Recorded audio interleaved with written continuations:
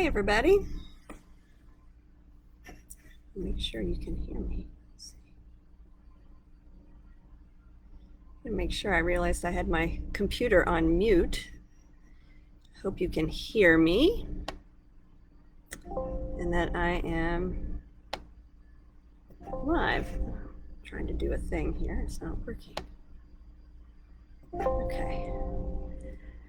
Now there's somebody. I'm going to give it a minute.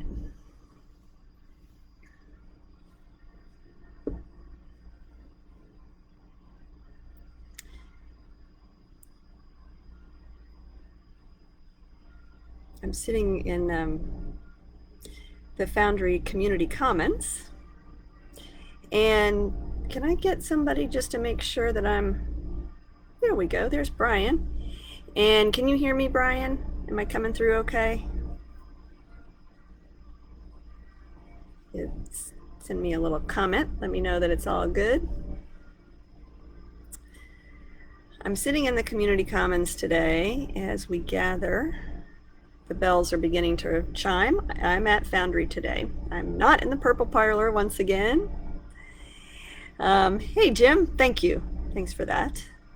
Just wanting to make sure I'm connected because I don't have my normal wires all connected up. So relying on the Wi-Fi today. I hope it holds. Welcome, everyone. My name is Ginger Gaines Sorelli. I'm the senior pastor at Foundry United Methodist Church, and every Wednesday at noon on the East Coast, pretty much, almost without fail, I join you usually in the Purple Parlor of my house in DC, and today I had some meetings, some in-person meetings, which are happening more and more as more of us are vaccinated and are able to gather safely in person to do work. And so I have some meetings and some work to do this afternoon, and came into the city and into Foundry. So I'm joining you today and welcoming you today here in the Community Commons of Foundry building.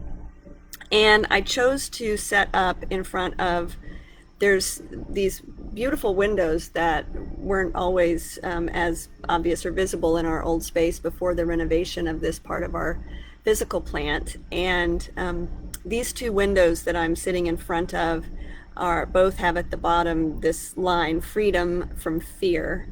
And you've got Isaiah on one side, and then Louis Pasteur, the scientist, the one who helped bring healing and medicine for disease, etc., in the other window.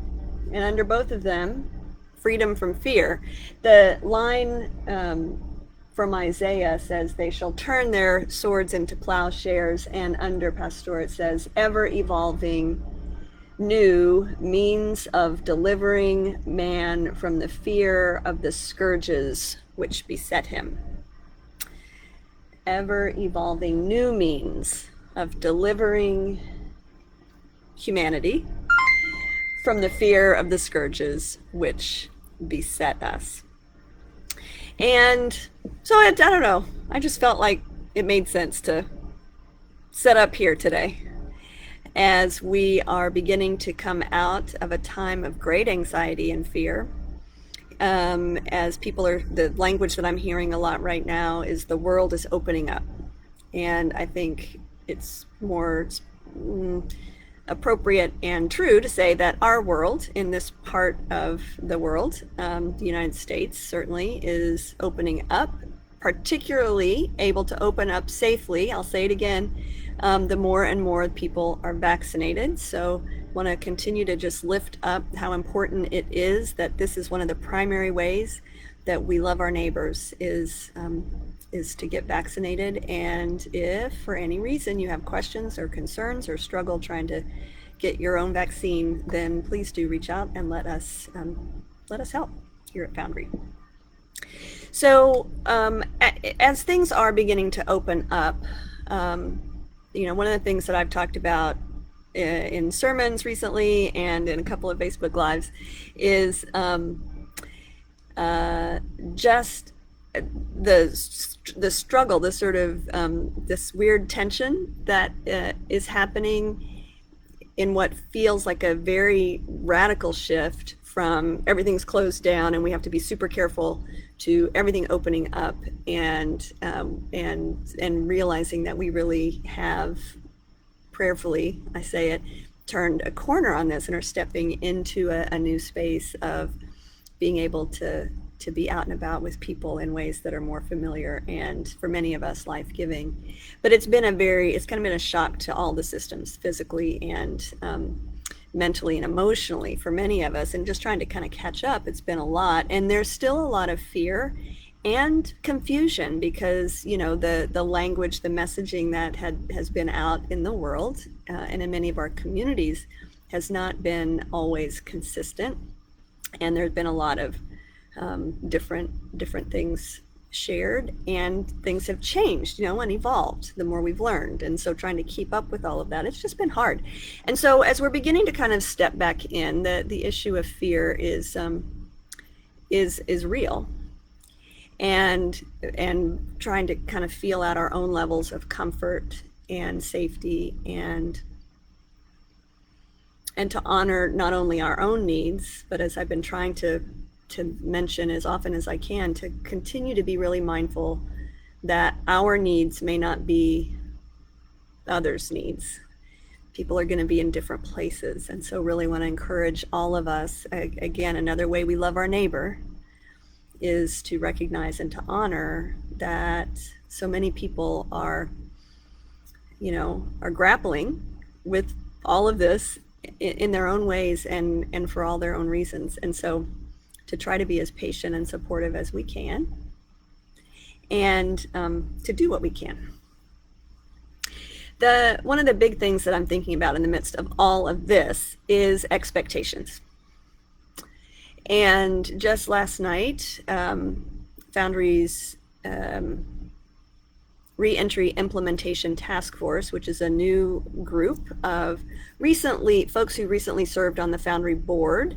And for those of you in Foundry, you'll know the names. Paula Blair is on the task force. Gwen Williamson is getting ready to roll off the board, and she is helping to give leadership to that group. PJ Taylor, Sam Kilpatrick, and let's see, I'm going around the table. Oh my gosh, this is what I get for, I'm having Nick Jesse, who's still on the board. Having a total brain freeze. Anyway, I'll come back around to it. These are all people that I know really, really well. Oh my goodness. Oh my goodness. Matt Hansen. Yeah.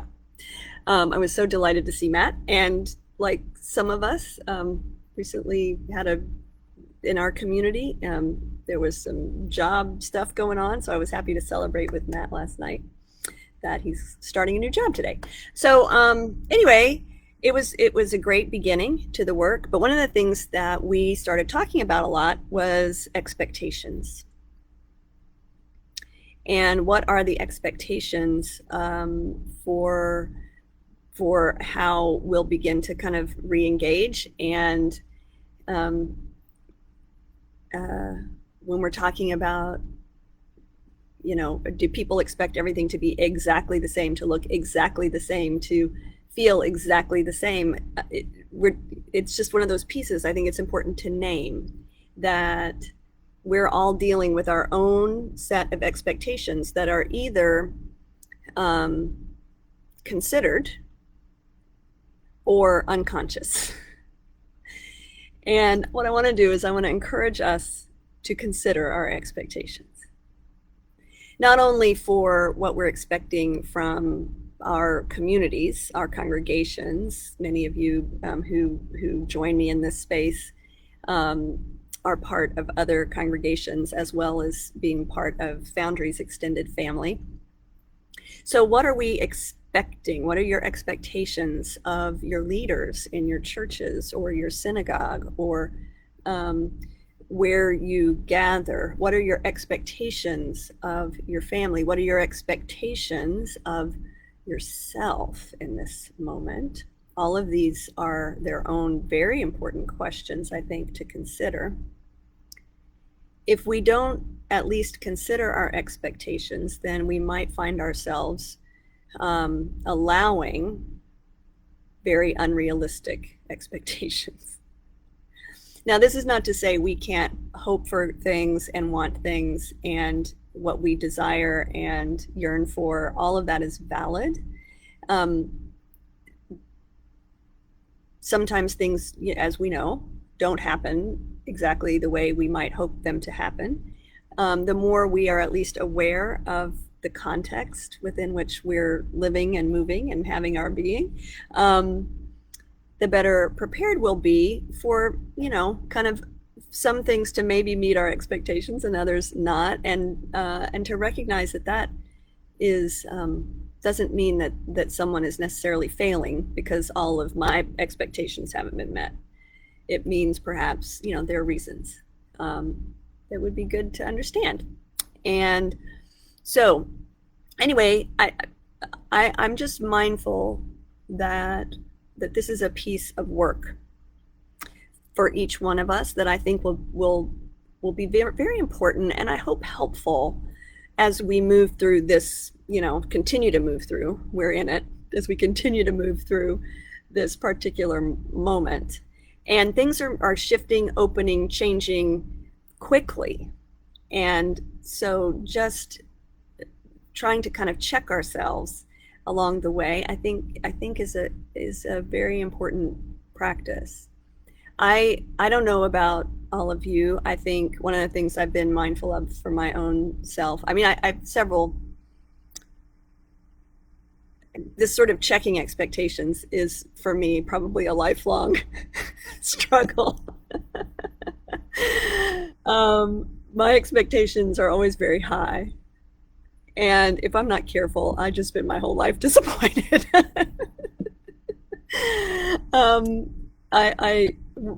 There have been moments when I will have an experience. I can think of one in particular. I won't go into the details of the experience, but I'll share with you that I came back and I was feeling very, very just distraught and upset, sad, hurt by something that had happened. And I was processing this with my therapist, very important person in my life. And this was years ago.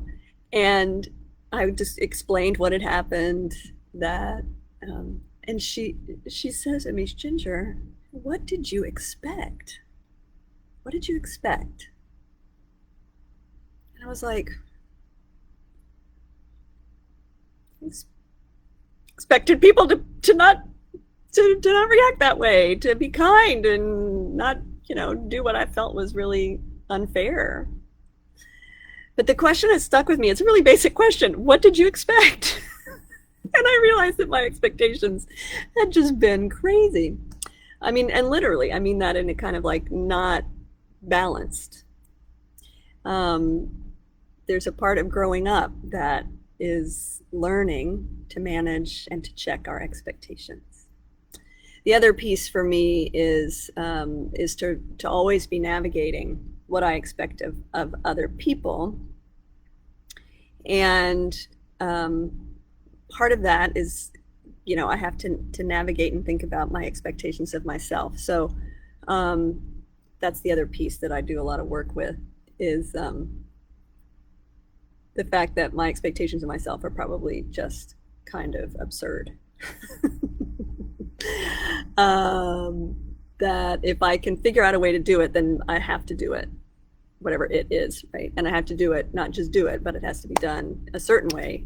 And I, kind of put my head down and try to get it done. And a lot of times that means that I have more to try to care for than is reasonable. So and my expectation is that I'm supposed to do all of that. And in this moment, I've just realized in the last number of weeks that my expectation is that I'm not supposed to be affected emotionally or physically by all of the stress and strain of the last year, that I'm supposed to sort of be aware that that's happening out in the world, but it's not supposed to actually affect me. And I've been trying to be really honest and open with you in this space and others, that it is affecting me, and that I'm not somehow, immune. I don't have a force field, superpowers, to keep these things from affecting, my capacity for. I get off balance. I'm a little off balance at the moment. So I want to encourage us today to be thinking about our expectations of our institutions, our congregations, our leaders, our families. Do we expect them to somehow understand or know what we need without our sharing with them what we're going through or asking for what we need, that sort of stuff? And then checking our expectations of our own selves. What are we really expecting of ourselves? And is it reasonable? Is it fair? Would we expect that of anyone else?